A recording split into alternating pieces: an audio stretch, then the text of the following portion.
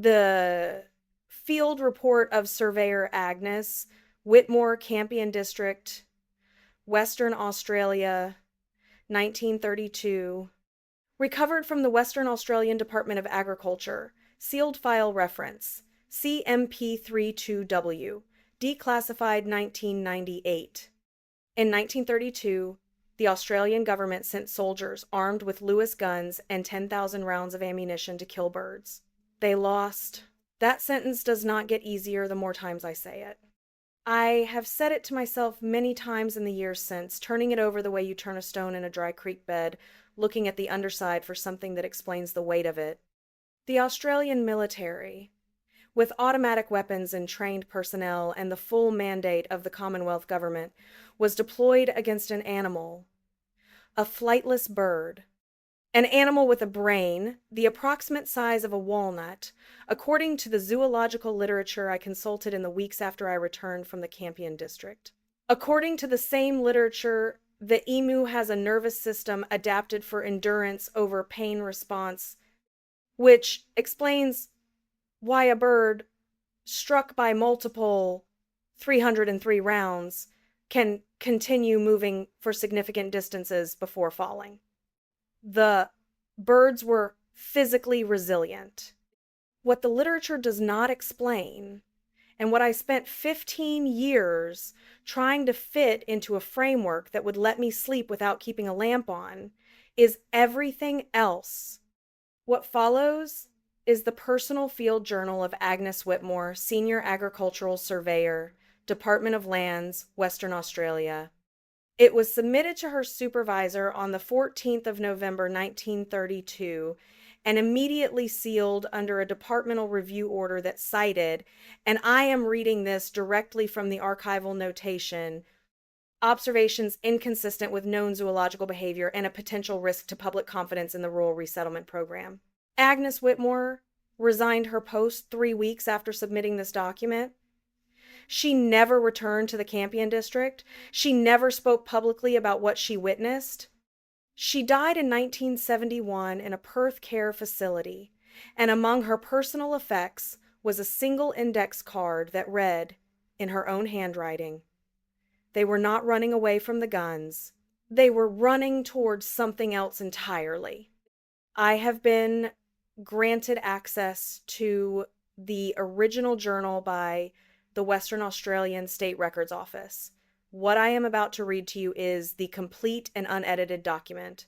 I have changed nothing. I have removed nothing. I have only formatted it for audio delivery because some of you will be driving when you hear this, and I want you to be able to keep your eyes on the road. You will want to keep your eyes on the road. My name is Agnes Whitmore. I hold the rank of Senior Surveyor with the Department of Lands, and I have been stationed in the Campion District of Western Australia since the 1st of September, 1932, at the request of the Department of Agriculture, which was itself acting on a directive from the Minister for Defense, Sir George Pearce. My assignment was straightforward, or so I was told: to conduct a systematic ground-level survey of crop damage attributed to the eastern gray kangaroo and increasingly to a population of emus that had migrated into the district in numbers that no one seemed willing to accurately estimate. The wheat farmers there, ex-soldiers, most of them, men who had been granted land in the district as part of a resettlement scheme after the Great War, were by October of 1932 in a state of financial ruin. The Great Depression had collapsed wheat prices to levels that made the arithmetic of farming actively cruel. A rabbit plague had preceded the emus by 2 years, gnawing the already marginal soil to a consistency that agronomists in the department had quietly begun describing as non-recoverable. And now 20,000 large, flightless birds had arrived and were eating what little was left. I want to be precise about that number. 20,000. The Department of Agriculture's own estimate, cited in the ministerial briefing I was given in Perth before I drove out to the district. 20,000 is not a number that scales down easily in a landscape. You read it on a page in a government office and you think, a large number. You stand in the Campion district in October and watch the horizon darken and begin to move, and 20,000 becomes a different kind of number. It becomes a geological number, a number that belongs to the same category as the age of the rock or the width of the plain. I will come back to the number because numbers matter in my profession, and because one of the first things I noted in the field was that the number did not behave the way numbers should. It did not decrease the way a number under military fire should decrease. It did not scatter or disperse or lose coherence the way any other large animal population subjected to machine gun fire would scatter or disperse or lose coherence. It stayed. It persisted. And in certain configurations and certain lights at certain distances, it felt less like a number and more like a single continuous thing that had temporarily arranged itself into the appearance of discrete animals.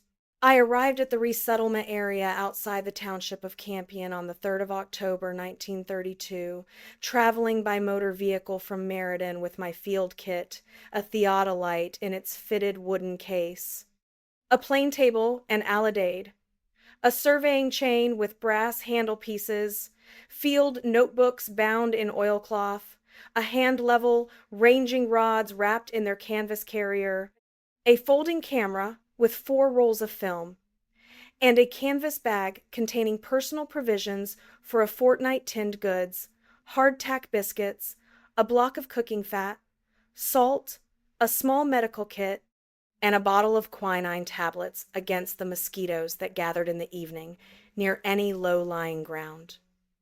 The motor vehicle was a department-issue utility.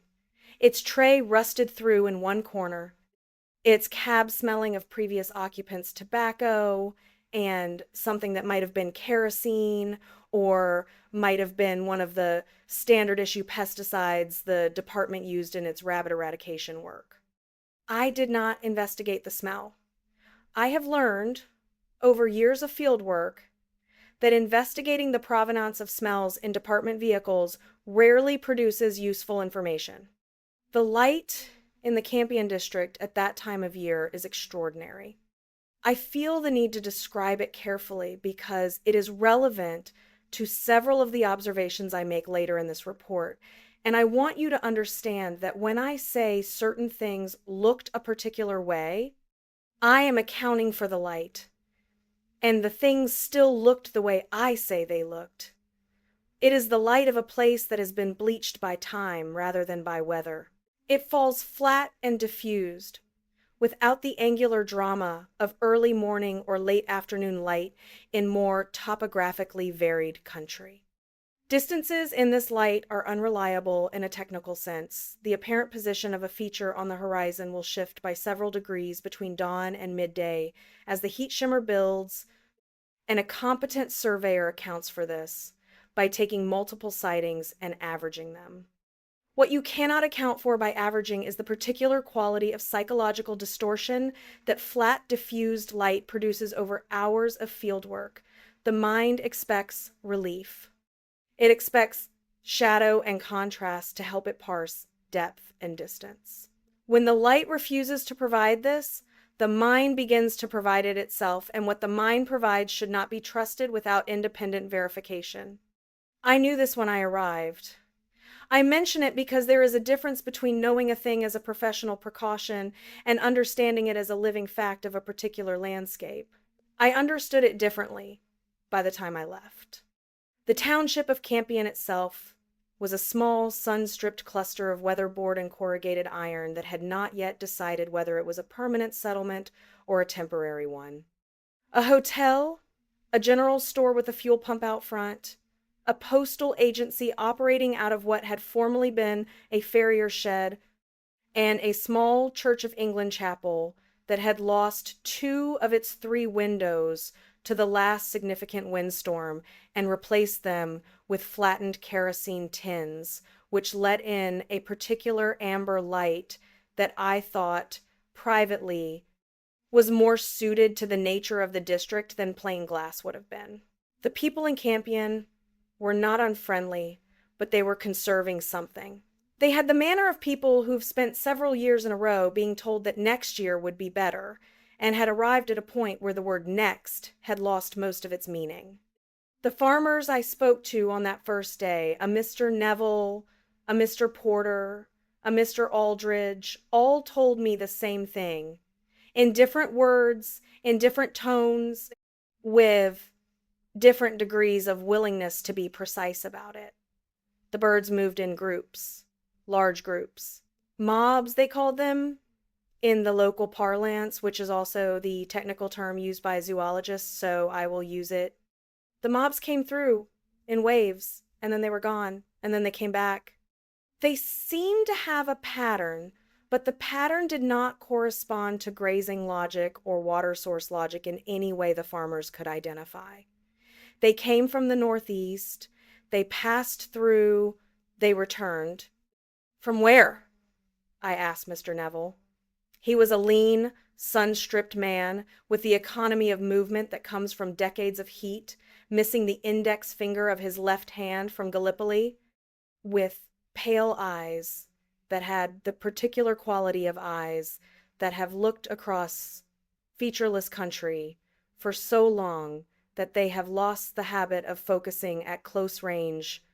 He looked at me for a moment with the expression that farmers reserve for people who ask questions they consider naive. And then he said, "From the same direction, always the same direction."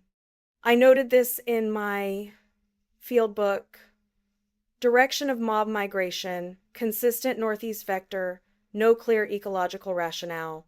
Pursue further. I set up my primary survey station on the 4th of October on a slight rise of ground, approximately 3 miles southeast of Campion Township. The rise was not marked on any existing map. The district had been surveyed only cursorily in the 1890s, and those surveys were more concerned with water access than topography. And I gave it a working designation in my notes, Station Alpha. From Station Alpha, I had a clear line of sight across approximately 6 miles of flat scrubland and degraded wheat country. The vegetation was sparse, mulga, some saltbush, dry grass the color of old bone. The soil was red-brown laterite with a surface crust that cracked underfoot with each step, a sound like paper tearing, which meant that anything moving through the scrubland was audible at a considerable distance. This is important. The district was not a quiet place, and the silence, when it came, was a different kind of silence, not absence of sound, but suspension of sound, as though something had pressed pause on all the incidental noise, and the incidental noise was waiting to be resumed.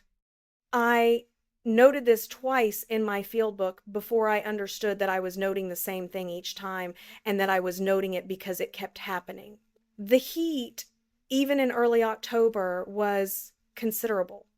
I worked from first light until approximately 9 a.m., rested through the hottest part of the day under a canvas lean-to I rigged against the utilities tray, and returned to work in the late afternoon.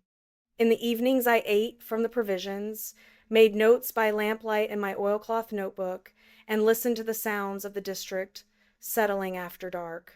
Frogs at the low-lying spots, an occasional kangaroo moving through the scrub, its progress audible as a sequence of soft thumps. Once, on the second night, a sound I did not identify until the third night, when I heard it again and longer, a deep, resonant drumming, low frequency, felt as much as heard, that came from no specific direction and lasted for approximately 6 minutes before stopping as abruptly as it had begun. I wrote in my field book, Unknown low-frequency acoustic event, approx 2200 hours, duration 6 minutes. Possible origin, air movement through rock formation or large animal vocal. Pursue further. I know now that emus produce a drumming sound from an inflatable throat pouch. What I can tell you is that the sound I heard over those nights was not the sound a single animal makes or a cluster of animals. It was the sound of the district itself making a sound, the way a very large instrument makes a sound when the right frequency finds its cavity. I did not have the language for this in 1932. I still do not, fully, but I have learned to describe it without apologizing for the description. On the 5th of October, I saw my first mob. They came from the Northeast, as Mr. Neville had said. I was at the theodolite at approximately 5 a.m., taking sightings on a pair of ranging rods. I had positioned 400 yards to the north the previous afternoon when the movement at the edge of my field of view resolved itself into birds. Not a few birds, not a cluster of birds, a front of birds, edge to edge of the visible country, moving with the unhurried momentum of something that does not expect to be stopped. I lowered my eye from the instrument and watched them.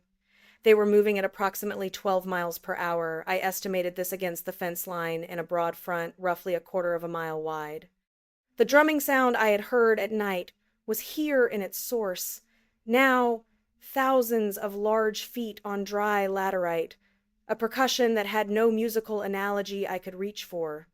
Each individual footfall was a hard, dry knock, and the thousands of them together produced not a roar, but a steady driving pressure, like a pulse, like something with a heartbeat much slower and larger than a human heartbeat. I am a surveyor. I deal in measured distances and verified angles. I wrote in my field book, mob arrival 0507 hours, estimated width of front 420 yards, estimated depth indeterminate, estimated number large. I did not write a specific number because I could not count them, and I will not record a figure I cannot support with a verifiable method. What I can say is that they were more than I expected and moving in a manner more coordinated than I expected. When the front of the mob encountered a fence line, a 4-strand barbed wire fence belonging to Mr. Aldridge, it did not slow. The birds in front pushed through, the wires sang and snapped. The birds behind followed. There was no hesitation, no deviation, no reaction to the obstacle as an obstacle. The fence was simply no longer a fence. The birds moved through where it had been and continued southwest. And after they had passed, the fence posts were leaning at angles they had not been at before, and the wires lay in the red dust like something carelessly discarded, which in a functional sense was exactly what they were. I noted this also. I noted the time at which the last bird passed my position, 0642. I noted that the duration of the passage, 35 minutes, implied a depth to the mob of approximately 7 miles, assuming consistent movement speed. 7 miles of emus. I sat with that figure for a moment before I wrote it down. Then I wrote it down, because that is what surveyors do with figures that seem wrong. They write them down and check the arithmetic later, and if the arithmetic still says the same thing, they have to accept it. On the 10th of October, the military arrived. Major Gerald Meredith of the Royal Australian Artillery, accompanied by 2 soldiers, Private Evans and Private Hollis, arrived in the district with 2 Lewis guns and 10,000 rounds of 303 ammunition, acting on orders authorized by the Minister for Defense. I met Major Meredith on the morning of his arrival at the Campion Hotel at a briefing attended by the principal farmers of the district. He was a competent-seeming man, solidly built, with close-cropped gray hair and the precise manner of someone for whom most situations resolve themselves when sufficient force is applied with sufficient accuracy. He explained the operation clearly. They would use the Lewis guns to drive the birds away from the farms and reduce the population enough to bring the crop damage under control. He estimated they could dispatch several thousand birds in a fortnight and have the remainder in permanent retreat within a month. He was wrong. He was spectacularly, historically, almost cosmically wrong in a way that would be reported in the newspapers in tones of incredulous amusement and argued about in the House of Representatives and referenced in ornithological literature for decades. but I am getting ahead of myself. And the getting ahead is important because what happened in the official operation and what I was observing in the field simultaneously are two parts of the same event, and neither part makes full sense without the other. The Lewis gun is not a subtle instrument. It fires at approximately 550 rounds per minute, feeding from a drum magazine cooled by a radial heat sink behind the barrel that gives it its distinctive silhouette. In the hands of a trained operator on a stable mount against a static target, it is devastatingly effective. Against a dense mob of large, slow-moving animals at close range in open country, it should be, by every available metric of ballistics and probability, overwhelmingly effective. I want to establish this clearly before I describe what it was not. The first engagement took place on the 2nd of November, near the dam at a property belonging to Mr. Neville. The military had positioned themselves downwind of the dam, where the emus gathered in large numbers to drink in the late afternoon, and waited until the mob was at maximum concentration before opening fire. I was not present, but I heard the Lewis guns clearly from 2 miles to the southeast. I heard the firing begin at approximately 8 a.m., the hard mechanical tearing of 2 automatic weapons simultaneously, a sound that belonged to factories and armaments and not to open scrubland, continue in bursts with intervals, and then stop at approximately 9:30 a.m. Then the particular silence of a place where something loud has just finished. Major Meredith stopped at my station that afternoon. He said, "They scattered." He said, "We had a mob of perhaps 1,000 at the dam, positioned both guns at the optimal angles, opened fire when the mob was at maximum density. They scattered into groups of 10 or 12. He paused, and then he added, "Small groups are almost impossible to engage with a machine gun in this terrain." I wrote this down. Then I wrote what he said next, which he said in the tone of a man making a professional observation he is not entirely comfortable with. It was as though they knew. I put a box around that in my field book. I want to explain what scattered means in this context, because the word is doing more work than it appears to do. A Lewis gun fires a 303 round at roughly 2,400 feet per second. At close range against a dense mob of large animals, the mathematics of distribution say that sustained fire from 2 guns should produce casualties in the dozens to hundreds. For a mob of 1,000 birds to divide itself simultaneously, at the first sound of fire, into groups of 10 or 12, each group moving in a different direction, each group too small and dispersed to present a viable machine gun target that is not a panic response. Panic responses in large animal mobs produce crushing, trampling, deviation. They produce chaos, which is exploitable. What the Lewis guns produced was not chaos, it was resolution. The mob resolved itself into a form that the guns could not effectively engage, and it did so immediately, collectively, and without audible signal. I noted this word too. Simultaneously, without signal. This became the detail I returned to most often in the months after I left the district, the detail that my professional framework had the least capacity to process, because I know how animals communicate alarm. I know the cascade of signal and response that produces a flock turning, a herd splitting, a school of fish doubling back on itself. These responses are fast, but they are not simultaneous. They travel through a group like a wave, because they must travel through a medium, and the medium has a transmission speed.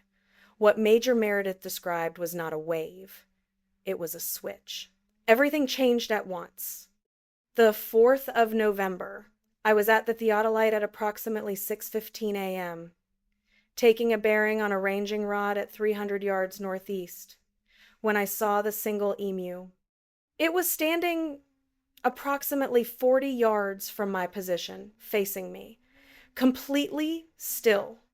An emu at 40 yards in normal circumstances will show constant head movement.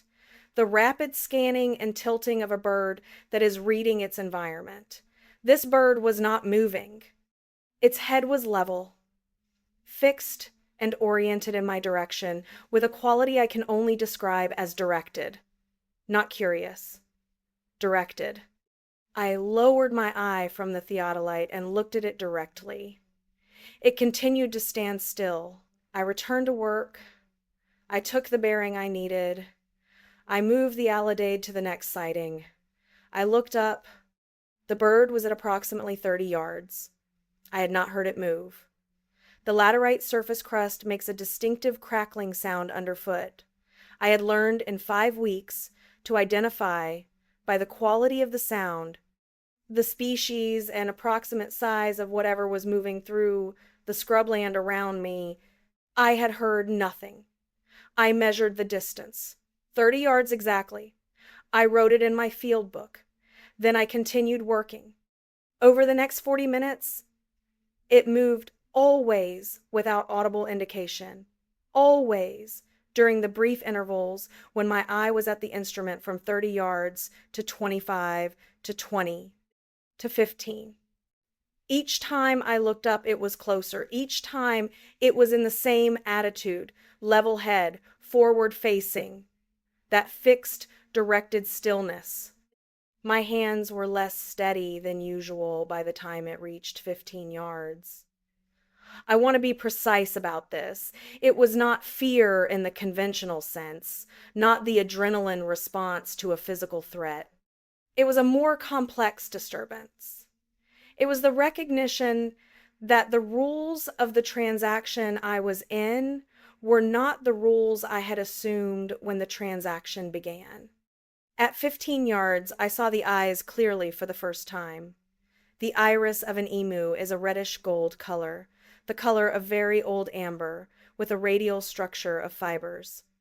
At 15 yards, in the flat morning light, I could see all of this.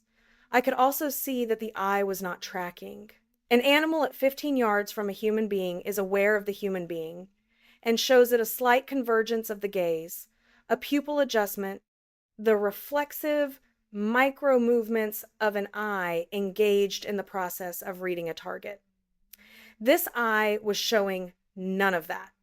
It was not reading me, it had already read me.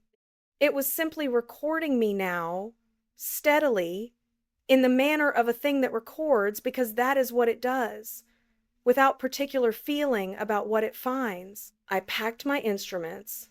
I loaded the utility. I drove south. In my field book, I wrote, left Station Alpha at 0700 hours, relocated to Station Beta. I did not write what I have just written.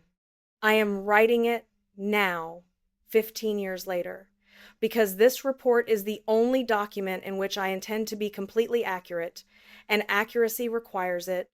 I relocated to Station Beta on the 6th of November, a mile and a half south of Campion Township.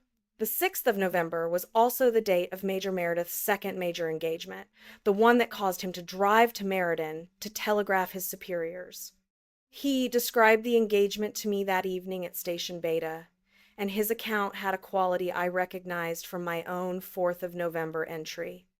The careful pauses of a person editing out the parts of a story that do not translate into professional language, leaving the translated parts to imply what was left out. He had positioned both guns along a fence line on the eastern boundary of the district.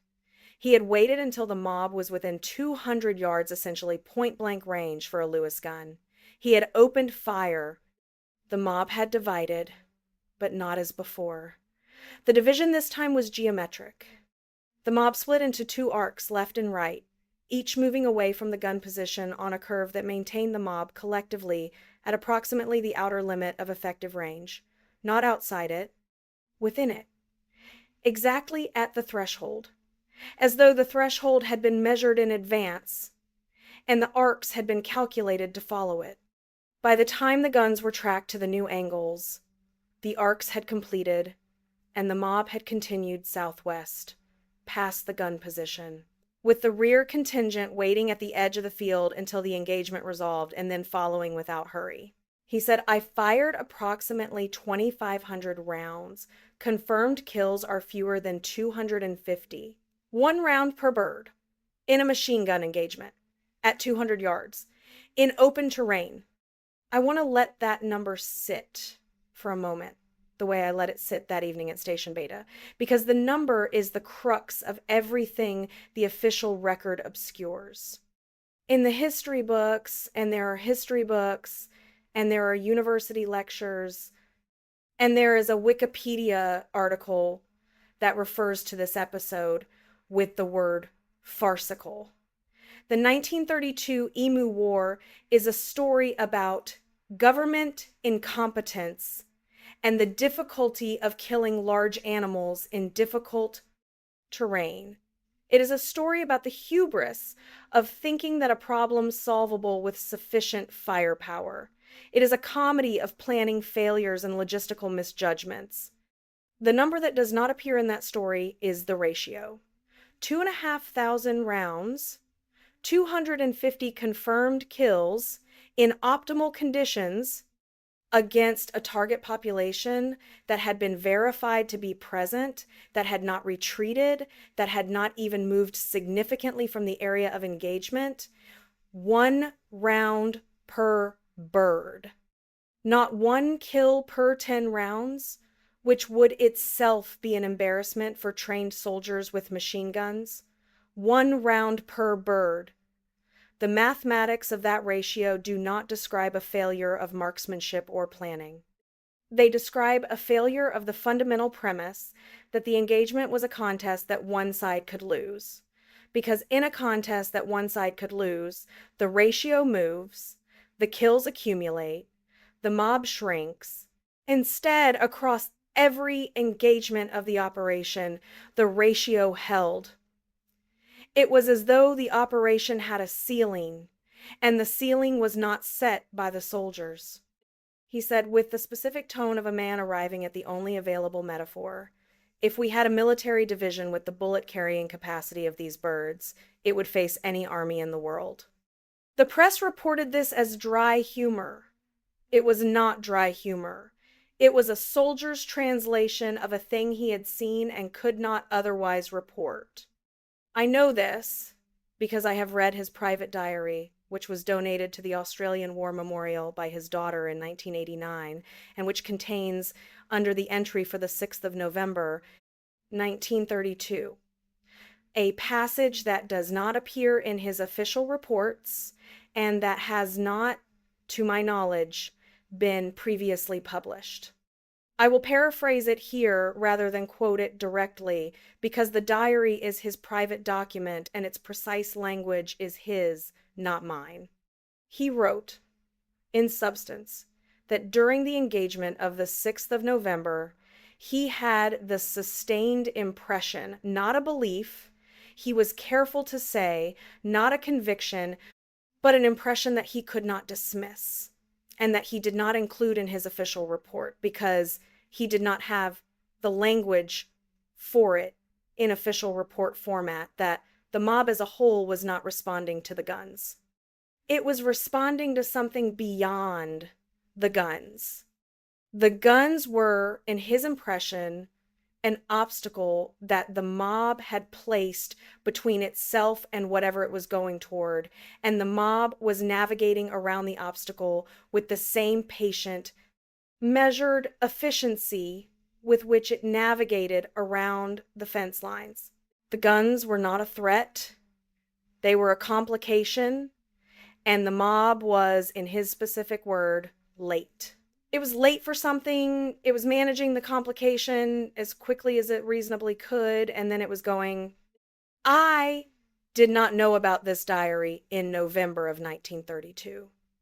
I found out about it in 1991, 2 decades after Agnes Whitmore died, when a researcher at the War Memorial sent me a photocopy of the relevant pages as part of a correspondence we had been conducting about the operation. I read the passage 3 times. Then I put the photocopy in the same file as the plane table sheet with the bearing calculation and the letters from Mr. Aldridge, and I went outside and looked at the sky for a while. The press reported his public remark as dry humor. It was translation. Everything from that operation that was accurately observed was translation, the only language available to competent people confronted with something for which their competence was not the relevant factor. On the 8th of November, I found the first of the standing places.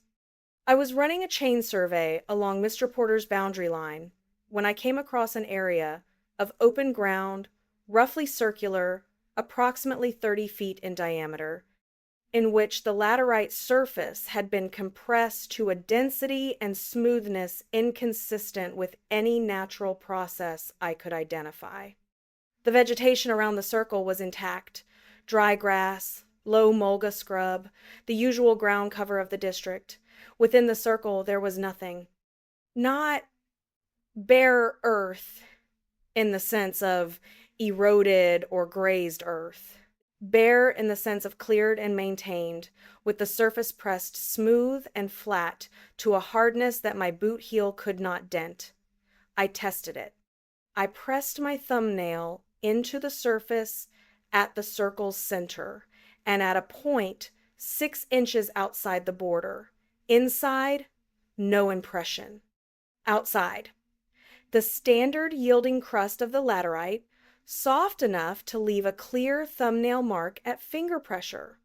The border between the two surfaces was a line, not a gradual transition, a line. I measured the circle. I photographed it on the last of my third film roll. I established its position by theodolite. I noted the compaction, the border quality, the absence of vegetation, and the estimated minimum period of active use required to produce this degree of compression in this soil type, which, based on my experience with other compacted sites in the region, I estimated at a minimum of several continuous seasons of heavy, repeated loading. 300 yards northeast, I found a second circle, smaller, but otherwise identical in character. 300 yards further, a third. The spacing was exact within the measurement tolerance of my chain, which is plus or minus 2 inches over a 100-foot run. Exactly 300 yards. 3 times in succession, the same interval. I will tell you plainly, when I stopped counting, when counting them became a different kind of act. Counting a thing implies that it has an end, that you will arrive at a total, that the total will be a manageable number that can be written in a field book and assigned a meaning. The circles did not have an end within the range of my survey work that day, and I understood.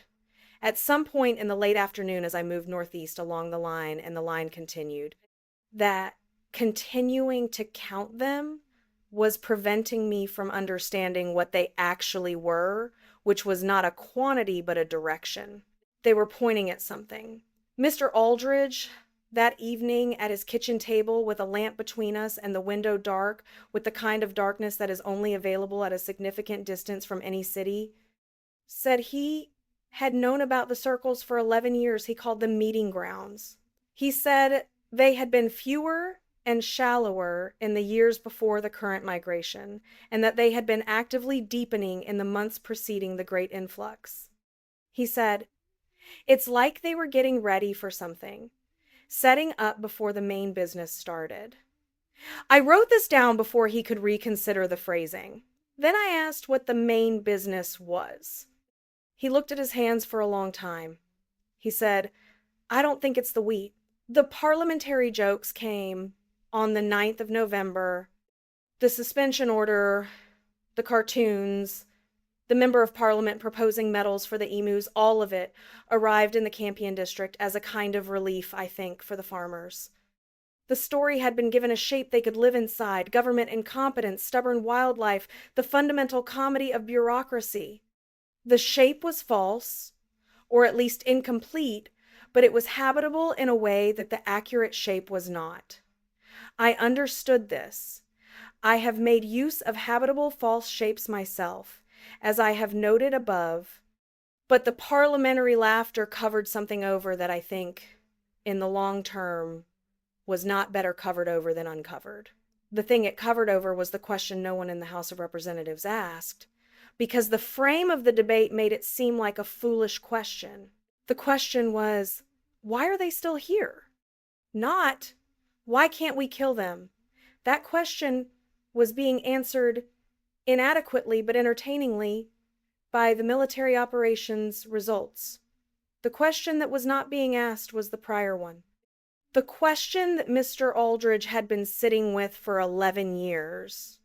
The question that the circles arranged in their line of exactly 300-yard intervals, pointing northeast in the same direction the mobs had always come from and always returned to, were the physical form of why here? Why this place? Why this season? What is here that requires 20,000 birds and months of preparation and the endurance of machine gun fire without retreat? On the 11th of November, I followed the circles north. I left at 6 a.m. with my full kit and 2 days of provisions. The morning was cold in the thin, dry way of the Western Australian interior before sunrise, and I walked northeast along the line, measuring intervals, mapping positions, doing the work of a surveyor, because it is the only language I have for being in the field, and I have long since stopped being able to be anywhere without that language. The circles continued at 300-yard spacing. I confirmed it each time. The number was exact and it continued to be exact. And at some point in the second hour of walking, I stopped writing it down because I already knew what it would say. After 2 hours, I crossed 17 Mile Creek. The red gravel of its bed crunched underfoot, and then I was on the other side, on the pale gray-pink laminated stone that rang slightly underfoot like a struck bell, and the circles continued. They were larger here. The compact 30-foot circles of the Southern District became 40-foot, then 50, then 60, then larger than my chain could conveniently span. The compaction within them was different too, not just harder but more ancient in character. The way a very old building's floor is different from a new one's, settled by time into itself, certain. I walked for 4 more hours. The scrub thinned and then disappeared entirely. The stone plain extended outward in all directions, open and enormous under the white sky. The heat hammered down and hammered up simultaneously from the pale stone surface, so that shade became meaningless. I was walking in my own sweat and the sound of my feet on the stone and the sound of my breathing, and nothing else, because the birds were gone from this part of the plain, had been gone since I crossed the creek. And the absence of their sound, the drumming, the footfall, the occasional deep vocal note left a quality of quiet that was not peaceful. It was the quiet of a room that has been emptied of furniture in preparation for something, not the quiet of a room that is at rest, the quiet of readiness. I have spent time, in the years since, trying to identify what I was feeling during those 4 hours of walking. I have access to a reasonable vocabulary of emotional and psychological states. I have read widely. I have lived long enough to have experienced most of the significant registers of human feeling at least once, and the thing I was feeling in the 4th hour of that walk, on the pale stone plain, with the scrub gone and the sky enormous, and the circles growing larger around me, does not map cleanly onto anything in that vocabulary. It was not dread in the conventional sense, because dread implies a threat that is directed at the person experiencing it, and I was increasingly certain that nothing on that plane was directed at me. It was not awe in the conventional sense either, because awe implies a beautiful or sublime object, and the plane was not beautiful. It was not ugly. It was indifferent, in the specific way that very old things are indifferent, not hostile, not welcoming, simply arranged according to priorities that predate the category of human response entirely.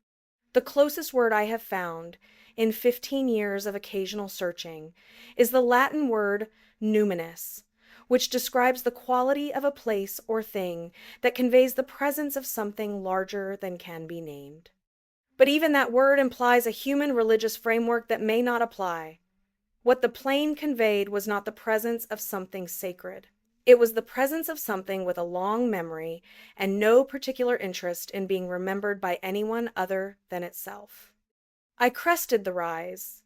It was barely a rise at all, 10 feet of elevation, perhaps, above the surrounding plain, and the plain opened before me. I cannot improve on the plain statement of what I saw, so I will make the plain statement and leave it where it is. The plain extended northward to a pale limestone escarpment 3 to 4 miles distant. It was approximately 2 miles wide. Its surface bore the circular markings visible as differential weathering, lighter and darker in a pattern that the surveyor's eye resolves as organized before the conscious mind has articulated the organizing principle. I resolved it approximately 10 seconds after I saw it. And in those 10 seconds, I was simply looking without interpretation at a pattern that covered the entire plane, not a random distribution. Not a grid in the mechanical sense. An organic grid, the kind of spatial organization that occurs when many things of the same type distribute themselves across a surface according to a logic that is consistent without being rigid. The kind of pattern a person trained in mapping recognizes as a plan. In the circles, at approximately a mile's distance, the emus, standing, not migrating, not feeding, standing in the circles, in the same directed stillness I had seen at 15 yards at Station Alpha, but here multiplied across a plain. Each circle containing a group of birds distributed within it as though each bird occupied a designated position. The collective stillness was absolute. No feeding, no head movement, no restlessness, just presence, organized, patient, oriented, all in the same direction, not toward me, not toward the escarpment, but toward the northeastern sky above the escarpment's edge. I watched for 12 minutes. I have thought about those 12 minutes for 15 years. I have thought about what I was obligated to do next and what I chose to do instead, and I have arrived after 15 years at a provisional peace with the choice I made, which was to turn around and walk south. Not because I was afraid in the conventional sense, because I understood, standing on that rise, that the structure before me was complete without my presence in it. That what was happening on that plane was not happening for my benefit or at my expense or in any relationship to me that my profession, my training, my framework, or my language had given me tools to participate in. I was outside it. I had followed the circles to their source, and the source was not something I could measure in a way that would add anything to what was already there. I walked back to the creek. That evening, in the Meriden office, I reduced my bearings and ran the calculation. Every line of circles extended on the plane table to its intersection converged on the same point. The bearing from that point, reduced to true north, was consistent with a fixed astronomical location above the horizon in the northeastern sky at the latitude of the Campion district. I showed the arithmetic to a colleague. Without explaining what I was calculating, he confirmed it. I folded the plane table sheet and put it in my field book. I chose, deliberately and consciously, not to look up what the bearing corresponded to. I have maintained that choice for 15 years. I maintain it now. This is not an abdication of scientific responsibility. It is a recognition that there is a category of knowledge, the acquisition of which does not improve the situation of the person who acquires it, and that I have already acquired enough of what is in that category from this particular set of events. The operation resumed briefly in December under different command and was again suspended. The total emu deaths across all engagements were officially recorded at approximately 986. The total estimated emu population of the district remained, by all official measurements, essentially unchanged. The operation was shelved. The farmers continued. The district continued. The newspapers moved on to other things. In March of 1933, Mr. Aldridge wrote to me, "The emus still come through, but they're not stopping at the circles the way they were last year. It's like that part's done." In July of 1933, he wrote again, "The southern circles are fading, ground coming back up, soft again." The ones further north are still there, I think, but I don't go north of the creek anymore. I don't think most of us do. I have received a letter from Mr. Aldridge once every 2 or 3 years since. I will share the relevant part of his most recent letter, dated the 17th of September, 1949, without comment. The southern circles are hardening again. Not to what they were in 32, but harder than last year. Thought you'd want to know. The circles are in the stone. The stone is old. The bearing is fixed. The line of 300 yards times however many circles, stretching from the edge of the settled district to the floor of the ancient plain, it was not laid out in the spring of 1932. It was there before. The events of 1932 were, I believe, a use of something that had been prepared across a time scale that the departmental review order and the parliamentary jokes and the ornithological testimony and the military after-action reports and this field journal, all of it together cannot adequately frame. I will close with the observation I have deferred until now, because it required the full context of everything that precedes it to be understood correctly. The emu, as a species, has been present on the Australian continent for a period estimated by paleontologists at approximately 80 million years. Homo sapiens arrived on the same continent approximately 65,000 years ago. For approximately 79,935,000 years, the emu was in this landscape without us. It learned the landscape in that time. It learned the stone and the light and the bearing and the distance and the particular resonance of the hollow plane. It learned whatever is in the northeastern sky that requires a grid of standing places and a season of preparation and 20,000 birds and the endurance without retreat of machine gun fire. We were here for 65,000 years before we brought the guns. The guns were 12 days. The circles were already there when we arrived. I am a surveyor. The specific professional discipline of surveying is, at its foundation, the discipline of understanding that the landscape was here before the survey, and that the survey does not make it real, it only makes it legible to the people who commission the survey. When I reduced my bearings in the Meriden office and found the convergence point, I was not discovering something. I was translating something that already existed into a form that my instruments and my training could record. The circles did not need me to measure them. The bearing did not need me to verify it. The plane did not need the plane table sheet or the field book or this report. These things needed me or someone like me to exist in a form that could be filed and sealed and stamped and sent upstairs and placed in an archive and ignored for 66 years, which is what happened, which is what happens to most translations of this kind. What I keep returning to in the 15 years since is the scale of the patience involved. Not the patience of the birds, though that is considerable, and the image of 20,000 animals standing in a grid on an ancient plain while a military operation expends 10,000 rounds against them is not one I have found a way to stop seeing, but the patience of the pattern itself. The circles were not made in 1932. They were used in 1932. The distinction matters. The way the distinction between a road and a journey matters. The road is the permanent thing. The journey uses it and is over. What I observed in the Campion district in the spring of 1932 was a journey on a very old road.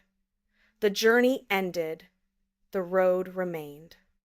Mr. Aldrich's letter of 1949 says the circles are hardening again.